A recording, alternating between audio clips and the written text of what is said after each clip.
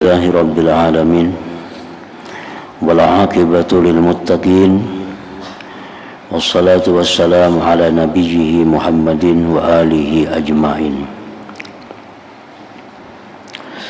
اعلم أن واحدا من الطلبة المتقدمين لازم خدمة الشيخ الإمام زين الدين حجة الإسلام أبي حامد محمد بن محمد Al-Ghazali qaddasallahu ruhah washtaghala bitahsil wa qiraatil ilmi alaih hatta jama'a daqaiqal ulum wastakmala min fadailin nafs. Ketahuilah bahwa salah seorang daripada murid-murid yang terdahulu, si murid ini melazimi, berkhidmat, mengabdi kepada Syekh Al-Imam Al-Ghazali. Si murid itu bekerja dengan menghasilkan dan membaca ilmu atas Imam Ghazali, sehingga si murid tadi telah mengumpulkan ilmu-ilmu yang halus-halus dan menyempurnakan daripada keutamaan-keutamaan diri. Summa innahu fakkara yawman bihali nafsih wa khatara ala balih wa qala inni qara'tu anwa'an minal ulum wa sarabtu ray'ana umri ala ta'allumiha wa jam'iha wal an yanbaghi li an a'lam ayya naw'iha yanfa'uni gadan wa yu'annisuni fi qabri wa ayyuha la yanfa'uni hatta atrukah. Kemudian si murid tadi sudah sekian lama belajar ilmu dengan Imam Ghazali dan mengumpulkan berbagai macam ilmu, lalu dia berpikir suatu hari tentang keadaan dirinya.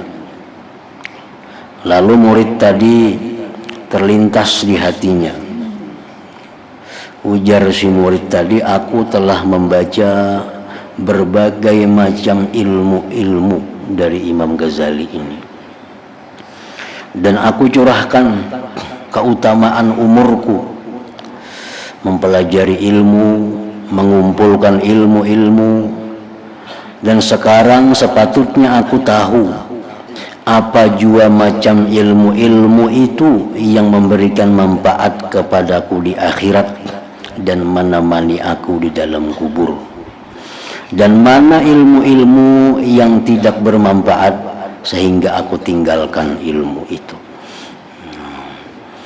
Ilmu berbagai macam, ilmu fikih sedemikian luas, fikih, ilmu tafsir, ilmu hadis, ilmu tasawuf, ilmu tauhid sedemikian luas. Lalu mana nang kira-kira di antara itu yang memberikan aku manfaat di akhirat? Mana yang mengawani aku di dalam kubur? Mana nang kada? Faqad qala Rasulullah sallallahu alaihi wasallam, Rasulullah bersabda, Allahumma inni a'udzubika min ilmin la yanfa'. Ya Allah, aku berlindung dengan Engkau daripada ilmu yang tidak bermanfaat. Fastamarrat lahu hadhihi al-fikrah hatta kataba ila hadrati Syekh Hujjatul Islam Muhammad Al-Ghazali rahmatullah ta'ala alaih istifta'a. Terus menerus pikiran murid tadi demikian. Akhirnya si murid tadi mengirim surat kepada Imam Ghazali minta petunjuk. Wa sa'alahu masaila walatama nasihatan wa du'a. Si murid tadi minta kepada Imam Ghazali menanyakan beberapa masalah, minta nasihat dan minta doakan kepada Imam Ghazali. Qal wa in kana musannafatu Syekh al-Ihya wa ghairi tashtamilu ala jawaibi masaili, lakinna maqsudi ay yaktuba Syekh hajati bi warakatin takunu ma'i muddata hayati wa amalu bima fiha mada umri insyaallah taala. Sekalipun Imam Ghazali itu banyak mengarang kitab seperti Ihya dan lain-lainnya, yang mana dalam kitab itu sudah mencakup sekalian masalahku ini, tetapi tujuanku agar Imam Ghazali menuliskan hajatku dalam beberapa lembar yang itu merupakan bekal hidupku dan yang aku amalkan sepanjang umurku insyaallah ta'ala. Kata Syekh, maka Imam Ghazali menulislah Ar-Risalata, ini surat kepada si murid tadi. Ini dari sekian banyak ilmu-ilmu yang kita pelajari, ada poin-poin ilmu yang sangat perlu. Ada beberapa ilmu-ilmu yang menjadi bekal kita di akhirat, yang bakal mengawani kita di alam kubur itu. Nah, ini jawaban Imam Ghazali dalam surat itu. Bismillahirrahmanirrahim. Berkata Al-Imam Hujjatul Islam Muhammad bin Muhammad Abu Hamid Al-Ghazali At-Tusi rahimahullah ta'ala. Wahai anakku yang tercinta dan kekasih yang mulia, semoga Allah Ta'ala memanjangkan umurmu dalam berbuat taat kepadanya, dan semoga Allah Ta'ala memudahkan bagimu untuk mengikuti jalan para kekasih. Ketahuilah olehmu bahwasanya apa jua cabang nasihat itu maka adalah berasal dari sumber kenabian. Maksudnya hadis Rasulullah Sallallahu Alaihi Wasallam. Jadi nasihat itu, dari sekian banyak nasihat itu sumbernya adalah sumber kenabian, yaitu hadis-hadis Rasulullah Sallallahu Alaihi Wasallam. Oleh karena itu, apabila telah sampai kepadamu suatu nasihat yang berasal daripada sumber ini, bila datang kepada engkau nasihat dari hadis Rasulullah, maka apa perlunya lagi engkau kepada nasihat saya, ujar Imam Ghazali. Karena nasihatku ini ya ujung-ujungnya ya hadis juga, karena di situ semua sumbernya. Dan apabila masih belum sampai kepadamu suatu nasihat daripada sumber ini, maka sebenarnya ilmu apa yang telah engkau pelajari selama ini? Nah, nasihat pertama, waktu itu ialah kehidupan. Nah, jadi Imam Ghazali menulis surat untuk muridnya supaya dapat menyimpulkan apa-apa inti daripada ilmu yang banyak itu. Sebahagian dari nasihat yang telah diberikan oleh Rasulullah Sallallahu Alaihi Wasallam kepada umatnya ialah sabdanya baginda yang berbunyi, alamatu i'radillah anil abdi istighaluhu bima la ya'nih, wa inna mar'an zahabat sa'atun min umrih bi ghairi ma khuliqalah la jadirun an tatula alaihi hasratuh, wa man jawazal arba'in lam yaglib khairuhu syarrah falitajahaz ilan nar. Artinya adalah dikira sebagai tanda, dianggap artinya sebagai tanda berpalingnya Allah Ta'ala daripada seseorang. Artinya tanda Allah itu kada mencintai lawan seseorang itu. Nah, tanda Allah kada senang dengan orang itu.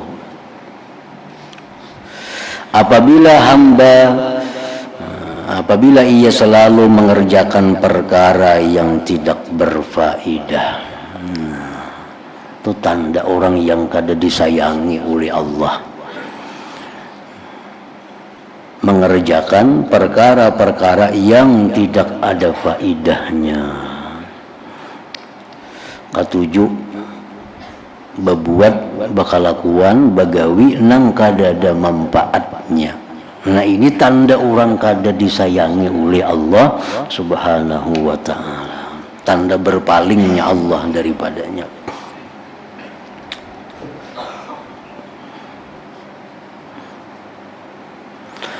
Dan seandainya ada satu saat saja daripada umurnya yang telah digunakannya pada barang yang bukan merupakan tujuan hidupnya, yaitu untuk beribadah kepada Allah, maka layaklah bahwa akan panjang penyesalannya pada hari kiamat nanti. Satu saat di dalam hidup kita ini kita gunakan kepada yang bukan ibadah, kepada yang bukan ibadah, maka itu akan menjadi penyesalan pada hari kiamat. Karena kada ibadah ini artinya bisa nang mubah, nang boleh, perkara nang boleh, nang kada diniatkan dengan niat yang baik boleh. Nah itu akan menjadi penyesalan di hari kiamat, akan menyesal di hari kiamat bahwa kita membuang umur kita pada perkara yang bukan ibadah, apalagi maksiat. Itu sudah nyata menyesal di akhirat. Nah, maksiat ini nyata menyesal karena kita akan disiksa oleh Allah. Kalau kita diampuninya, kita akan disiksa oleh Allah, pasti menyesal. Nah, menyesalnya kita melakukan yang mubah ini adalah bahwa kita banyak kehilangan fasilitas di dalam surga itu. Karena fasilitas surga itu adalah dibagi oleh Allah menurut kadar ibadah seseorang. Menurut kadar ibadah seseorang hamba. Nah, jadi di situ menyesalnya kayaknya. Kawan di fasilitas surga yang banyak, kita dapat fasilitas surga kalah lawan kawan. Nah menyesal. Kenapa? Karena kawan yang banyak dapat fasilitas surga ini selalu menggunakannya dalam hal, menggunakan waktunya, umurnya dalam hal-hal yang sifatnya adalah ibadah. Sedangkan kita banyak menghabiskan waktu dalam hal-hal yang mubah, dalam hal yang boleh. Nah, jadi jangankan artinya maksiat, kita banyak manggawi nang kada jadi pahala aja sudah menyesal di akhirat kita.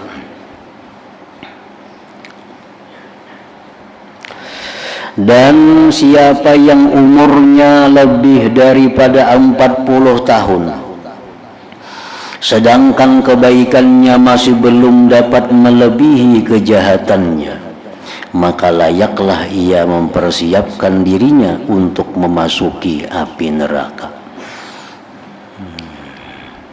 Artinya orang sudah berumur 40 lebih sudah berumur, masih banyak kada baiknya gawian daripada yang baik. Nah berarti ini orang sudah bersiap-siap untuk dimasukkan ke dalam api neraka. Karena 40 itu adalah merupakan batas umur di mana puncak manusia di 40 itu. Jadi biasa mulai kekanakan sampai naik aja, naik kecerdasannya, naik ingatannya, naik tenaganya, semua naik. Sudah sampai umur 40 itu berada di puncaknya. Nah bila sudah 40 ke atas itu sudah mulai menurun semuaan, menurun tenaganya, menurun hafalannya, menurun pikirannya, semuaan. Jadi 40 itu kalau sudah 40 ini belum bisa memperbaiki diri, umur 40 masih suka melakukan hal-hal yang kada kakaruan, ini alamat sudah. Alamat orang ini alamat kada bagus. Wa man jawazal arba'in wa lam yaglib khairuhu syarrah falitajahhaz ilan nar. Siapa melewati 40 tahun dan kada menang kebaikan atas kejahatan, maka siap-siaplah masuk ke dalam api neraka. Ini hadis Nabi tadi.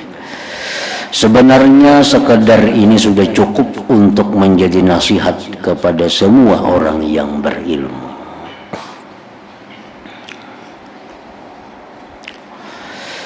Jadi nasihat yang pertama adalah mengenai waktu tadi. Nasihat kedua, bagaimana sepatutnya kita menerima nasihat. Wahai anakku yang tercinta, memberi nasihat itu sebenarnya mudah saja. Yang berat ialah menerima isi nasihat tersebut. Karena setiap nasihat itu dirasakan sangat pahit bagi siapa yang selalu mengikuti kehendak nafsunya. Nah, nasihat itu pahit bagi orang yang hidupnya selalu menghendaki menuruti hawa nafsunya. Nafsu sangat mencintai perkara-perkara yang dilarang. Nah, ini nafsu al-ammarah bisu, nafsu ammarah, nafsu yang selalu mengajak kita kejahatan. Apakah lagi bagi orang yang mencari ilmu yang rasmi, maksudnya mencari ilmu supaya dapat jadi pegawai atau mendapat suatu gelaran resmi. Makin ngalih lagi nasihat diberikan kepada orang itu, dan senantiasa sibuk untuk menunjukkan kehebatan dirinya dan menghimpunkan kesenangan dunia. Makin pahit lagi nasihat kepada mereka itu. Karena orang yang seperti ini selalu menganggap bahwa hanya dengan sekedar memperoleh ilmu itu sudah cukup menjadi sebab keselamatan dan sebab kebahagiaannya, dan ia tidak perlu beramal dengan ilmu yang dipelajarinya itu. Nah, ada orang yang berpendapat bahwa dengan ilmu itu sudah selamat. Dengan ilmu itu sudah selamat. Nah, orang yang seperti ini sebenarnya telah terpengaruh dengan i'tiqad dan aliran pemikiran ahli falsafah itu. Subhanallah, alangkah kelirunya pemikiran yang seperti ini. Bukankah ia telah mengetahui bahwasanya seseorang itu apabila telah dapat menghasilkan ilmu, kemudian ia tidak beramal dengan ilmu yang telah diketahuinya itu, nanti pada hari kiamat ia akan disoal dengan soalan yang lebih berat lagi daripada orang yang tidak mengetahui apa-apa. Orang yang hidupnya jauh di dusun sana, orang yang hidupnya di hutan sana, turun temurun sudah di sana, nang kada ada ulama, kada ada ustadz di situ, hidupnya hanya sekedar apa adanya ilmu, banyak pengetahuan yang inya kada tahu. Nah, ini orang lebih ringan di akhirat daripada orang yang hidup berilmu tapi kadang mengamalkan ilmunya.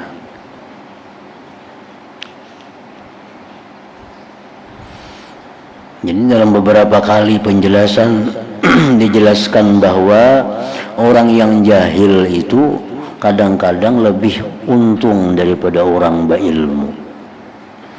Nah, jadi maksudnya orang jahil yang lebih untung ini adalah orang yang jahil, satu, dia jahil karena memang hidupnya sudah turun-temurun di dusun, di hutan belantara sana, yang jauh daripada kota, jauh dari ulama, jauh daripada orang berilmu. Lalunya banyak kada mengetahui tentang hukum-hukum agama. Nah, ini kejahilan yang diuzurkan dalam agama. Yang kedua, orang jahil yang diuzurkan itu orang jahil yang hanyar masuk Islam. Nah, ini hanyar masuk Islam, hanya sehari tadi masuk Islam, banyak kada tahu laginya hukum-hukum Islam. Nah, banyak kada tahu lagi hukum Islam. Nah, hanya seminggu masuk Islam, hanya sebulan masuk Islam, hukum Islam belum banyak tahu. Tahu hanya sembahyang paling. Nah, mati orang ini, mati. Ditanya oleh Tuhan, "Napa ikam ini?" Orang kada tahu. Nah, itu dimaafkan oleh Allah karena ini hanyar masuk Islam. Hanyar Islam. Napa ikam mangka ini? Orang kada tahu, wahai Rasulullah, wahai Tuhan, orang kada tahu pada itu kada boleh. Kenapa kamu kada tahu? Ulun jauh hidup daripada orang banyak. Ulun hidup di dusun, di hutan belantara, kami di sana hidup jauh dari ulama. Nah ini dimaafkan juga oleh Allah. Nah kalau orang jahil itu hidupnya di tengah kampung, orang jahil hidupnya di tengah-tengah ulama, banyak itu jahil yang kada dimaafkan oleh Allah. Menambahi berat itu, menambahi beratnya hukuman. Kenapa kamu kada tahu? Kenapa kamu menggawi ini? Orang kada tahu bang. Kenapa kada tahu? Macam hidup di tengah-tengah kota, macam hidup di kumpulannya banyak para guru. Kenapa kamu kada umpat belajar? Kenapa kada bertakun? Nah ini kan sakit ini. Kalau orang jahil nang hidup di tengah-tengah kota ini. Nah kalau orang jahil nang dua macam tadi, nah itu lebih baiknya daripada orang berilmu nang kada mengamalkan ilmunya. Lebih baik itu. Nah, seperti apa yang telah disebutkan dalam hadis Rasulullah SAW, asyaddun nas azaban yaumal qiyamah alimun la yanfa'uhullah bi'ilmihi. Orang yang paling pedih siksaan pada hari kiamat nanti ialah orang alim yang tidak memberi manfaat akan dia oleh Allah dengan ilmunya. Nya tahu pada riba itu kada boleh, tatap riba. Tahu sudah pada kelakuan nangka ini kada boleh, tahu benar tatap digawinya. Nah ini bersangatan azab di hari kiamat karena dia melanggar hukum Allah berdasarkan pengetahuan ilmunya. Dan diriwayatkan daripada Imam Al-Junaid Al-Baghdadi qaddasallahu sirra bahwa ada seorang yang telah bermimpi bertemu dengan beliau di waktu tidur selepas kematian beliau. Lalu orang ini telah bertanya kepada Imam Junaid Al-Baghdadi dengan katanya, "Apa kabar kamu wahai Abul Qasim Al-Junaid Al-Baghdadi?" Lalu Imam Junaid Baghdadi menjawab, "Sebenarnya telah hilang segala ilmu yang zahir dan juga telah hilang ilmu yang batin. Dan sudah tidak ada lagi yang bermanfaat kecuali hanya beberapa rakaat yang sempat kami lakukan di tengah malam." Nah ini bukti bahwa ilmu itu belum lagi bermanfaat kalau belum diamalkan.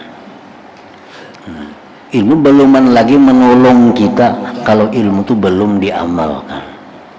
Nah, ilmu belum lagi menolong kita kalau belum kita amalkan. Nah, seapapun kita luasnya ilmu pengetahuan, seapapun pintarnya, amun belum diamalkan, itu di akhirat kada akan menolong kita. Nah, kada akan menolong kita. Jadi ilmu-ilmu apa yang kita amalkan itulah yang menolong di akhirat itu. Imam Junaid tadi apa? Hanya beberapa rakaat yang sempat kami lakukan di tengah malam. Nah itu artinya amaliyah. Hanya amaliyah itu yang bermanfaat. Nah nasihat ketiga, ilmu itu tidak bermanfaat kecuali bila sudah diamalkan. Wahai anakku yang tercinta, janganlah engkau jadi orang yang muflis, bangkrut pada amalnya. Dan janganlah engkau jadikan dirimu itu kosong daripada perkara yang berfaedah. Dan yakinlah bahwasanya semata-mata ilmu itu belum dapat menjamin keselamatanmu di akhirat kelak. Di akhirat itu kada terpakai lagi gelar-gelar ini. Apa kena Tuhan memanggil tuan guru anu, kada ada lagi tuan gurunya itu. Di akhir dipanggil kena orang nang profesor segala macam tuh ditinggal profesornya kada ada lagi. Jadi ilmu-ilmu sudah hilang. Nang ada hanya nang diamalkan. Nah, apa yang kita amalkan itulah yang menyelamatkan kita. Umpamanya kalau seseorang ada memiliki 10 bilah pedang yang sangat tajam dan juga bermacam-macam senjata yang lain lagi, dan dia pula adalah seorang yang berani dan sangat pandai dalam peperangan, orang ahli perang, di tubuhnya banyak pekakas-pekakas alat perang, senjata macam-macam di awak hibak. Lalu datang seekor singa yang garang dan terus menyerangnya. Maka apa pendapatmu? Apakah semata-mata memiliki segala senjata tadi tetap menggunakannya sudah cukup untuk menangkis serangan singa itu? Apakah hanya dengan memiliki senjata itu kita bisa menangkis serangan serigala? Di awak kita ada pisau, sebelah kiri ada pistol, di belakang ada sinapang, berinting pakakas perang. Nah, datang singa hendak menyerang. Apakah pakakas-pakakas itu bisa menyelamatkan kita daripada serangan singa itu? Tentu tidak. Nah, segala senjata itu baru bermanfaat apabila ianya digunakan oleh tuan ampunya senjata itu. Nah, amun tuannya ini berandai aja, 10 pistol di awak tetap dihantamnya singa itu. Kecuali si tuan ampun senjata memainkan senjatanya.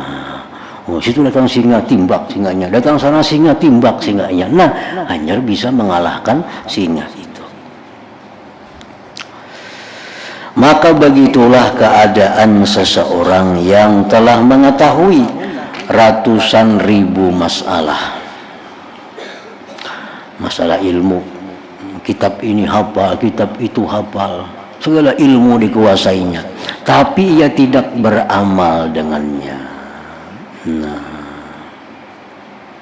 maka segala ilmunya tidak akan bermanfaat kecuali setelah diamalkan. Ada gunanya, artinya ilmu itu belum lagi bermanfaat.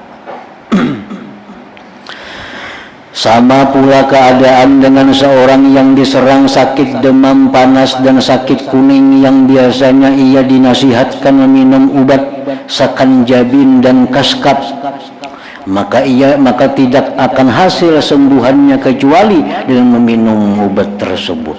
Ini dokter paling tahu obat dah.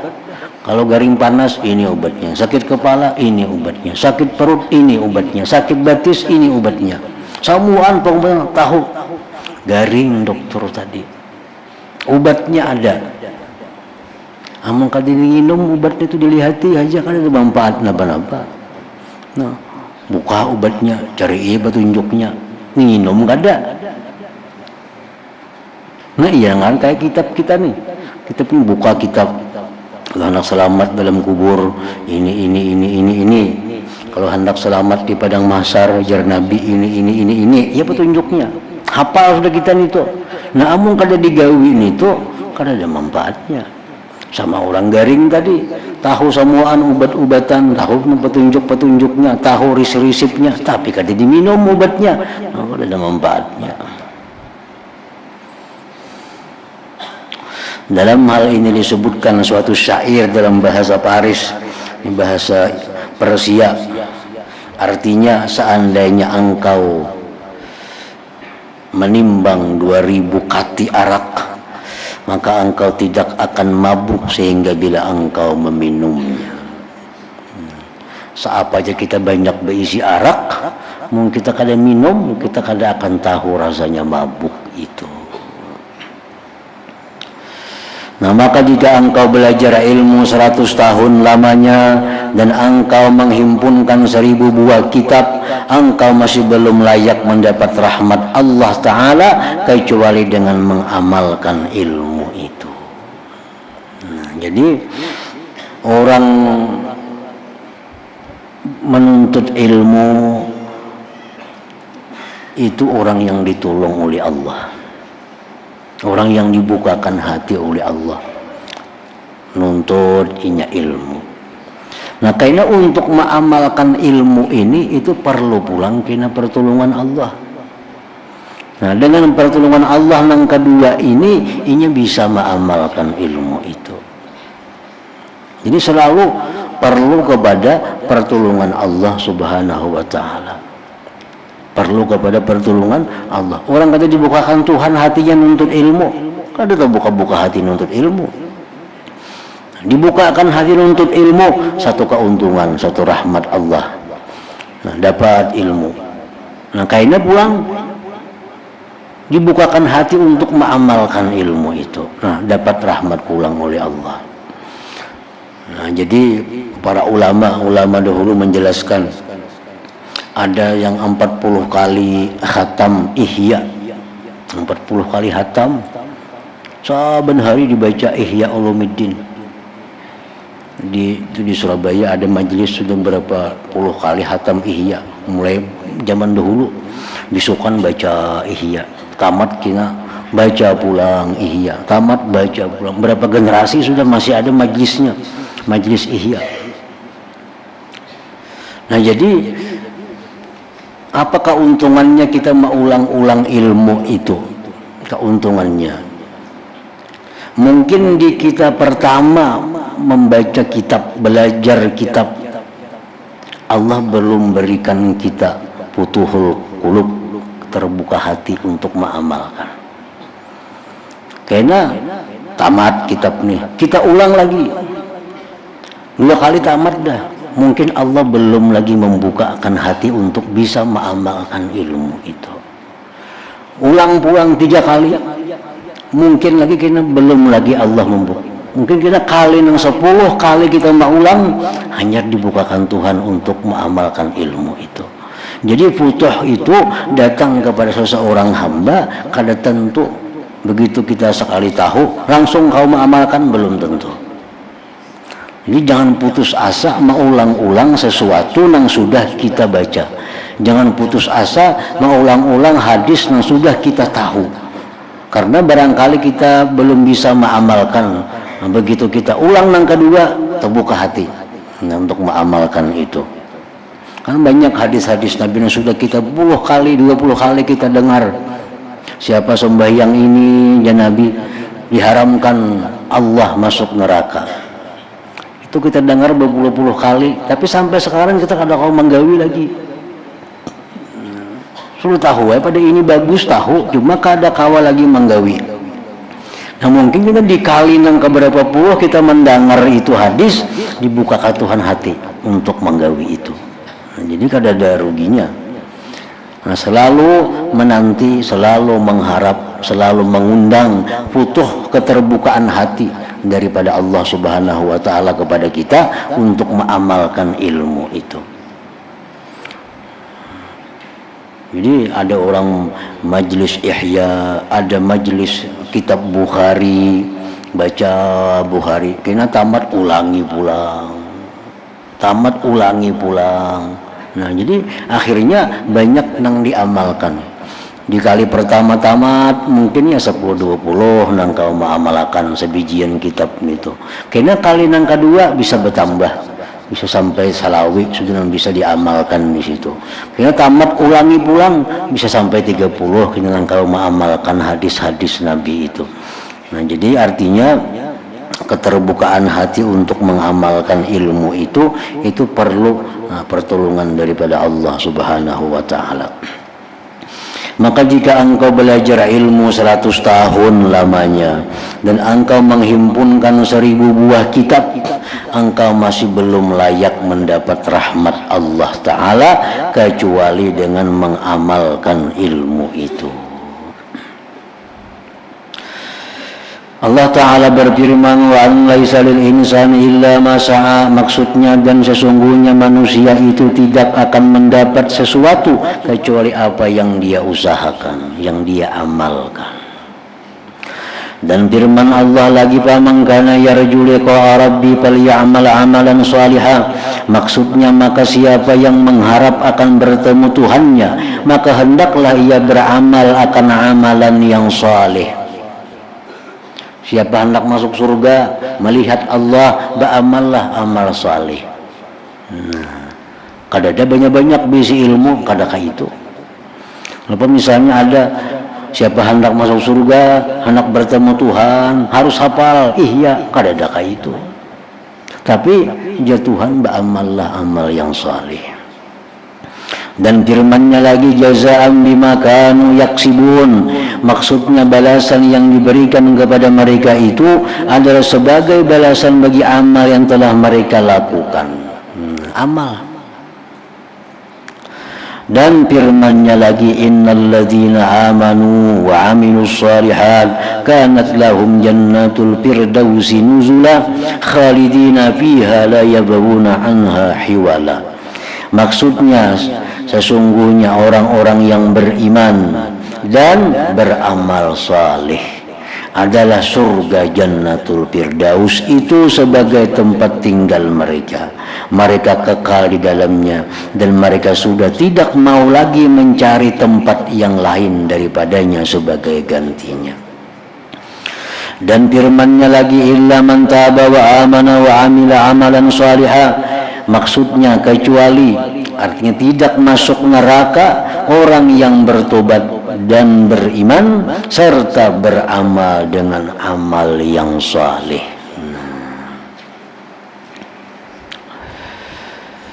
Dan apakah yang engkau kata berkenaan dengan hadis ini?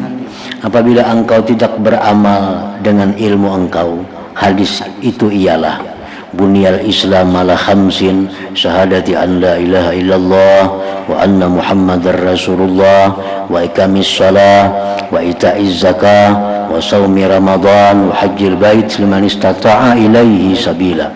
Maksudnya Islam itu diasaskan atas 5 perkara. Penyaksian bahwa tidak ada Tuhan kecuali hanya Allah dan bahwa Muhammad itu Rasulullah, mendirikan sembahyang, mengeluarkan zakat, berpuasa di bulan Ramadan, mengerjakan haji ke Baitullah bagi mereka yang mampu pergi ke sana. Maka iman itu ialah perkataan dengan lidah, membenarkan dengan hati dan beramal dengan anggota. Itulah iman.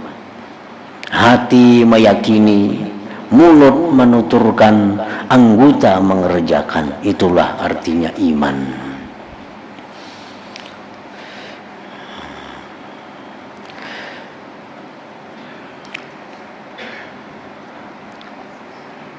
Dan dalil yang menuntut kita supaya beramal itu sangat banyak sekali, sehingga tidak dapat dihitung banyaknya.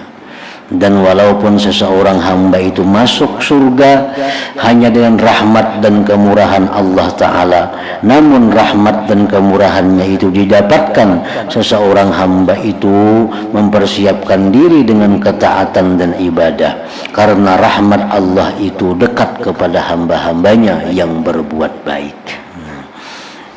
Jadi artinya menuntut ilmu, yang menuntut ilmu itu ada faidah pahala, dapat keridaan Tuhan, dapat keridaan Rasulullah, keridaan malaikat, tuntut ilmu.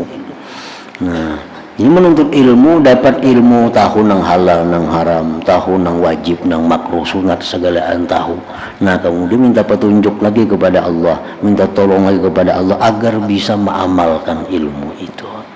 Nah, dengan demikian terhimpunlah dalam diri kita ilmu dan amal. Nah, itu intinya yang diharapkan. Bukan hanya sekedar ilmu, tapi mesti dilengkapi dengan amal. Dan amal kada ilmu jelas sudah kada ada gunanya juga. Beramal tapi kada ilmu, kada ada gunanya, ditolak oleh Allah. Walaupun bujur sembahyang ada suah belajar, melihat orang aja sembahyang bujur, kada diterima oleh Allah kalau kada belajar. Kalau kada belajar. Nah, jadi belajar itu hukumnya adalah wajib. Mengamalkan ilmu nang wajib itu hukumnya adalah wajib pula. Ada menuntut ilmu yang sunat, mengamalkan ilmunya pun adalah sunat juga. Nah, ingat situ, seandainya ada orang yang berkata